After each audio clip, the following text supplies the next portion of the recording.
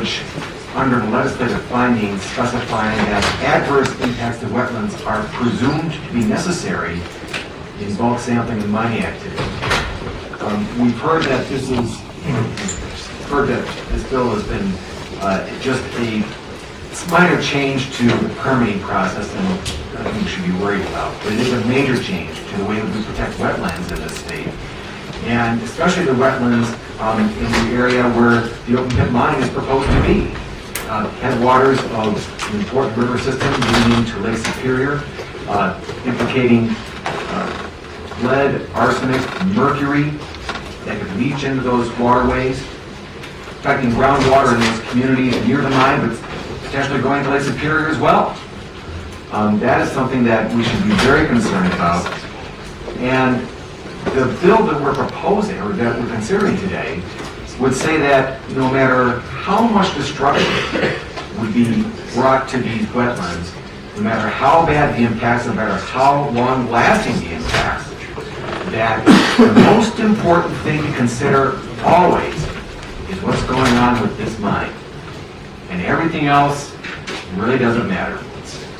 I don't think that's right. That is a major change from the way that we look at environmental policy in this state, a major way that we protect our resources in this state.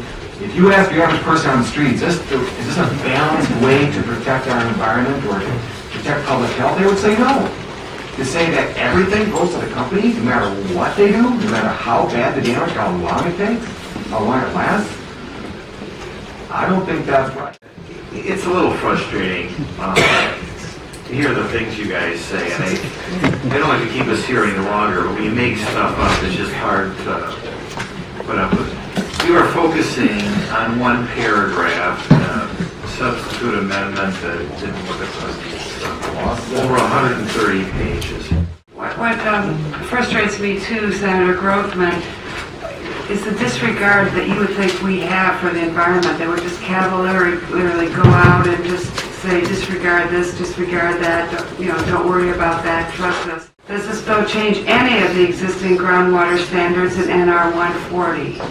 No, although it does include a provision authorizing exemptions from that chapter.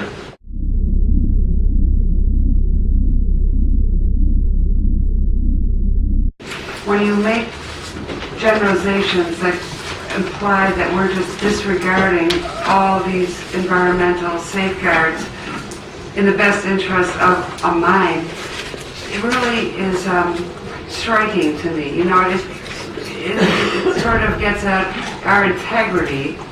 So as we go out of this discussion, I really hope we will stick to the facts and you will temper your generalizations so that you don't impugn us in this bill to say we're just disregarding all these environmental safeguards or public safety or health.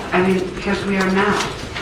Thank you. I'm glad I pricked your conscience a little bit about what you're doing in the environment with this bill, because it is a major change to the environmental standards. And if you look at the language of the bill right here, page 30 of the substitute amendment, you're talking about significant adverse impact on wetlands is presumed to be necessary. That's what it says in the bill.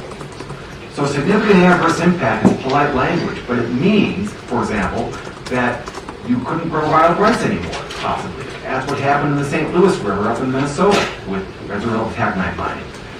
It could mean that arsenic or mercury could go into groundwater as a result of destroying of a wetland in this bill. That's all presumed to be necessary under this bill. That's what the language says.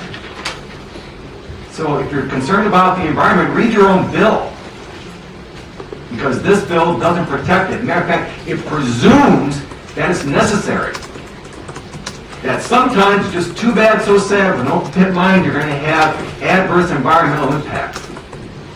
That is not right.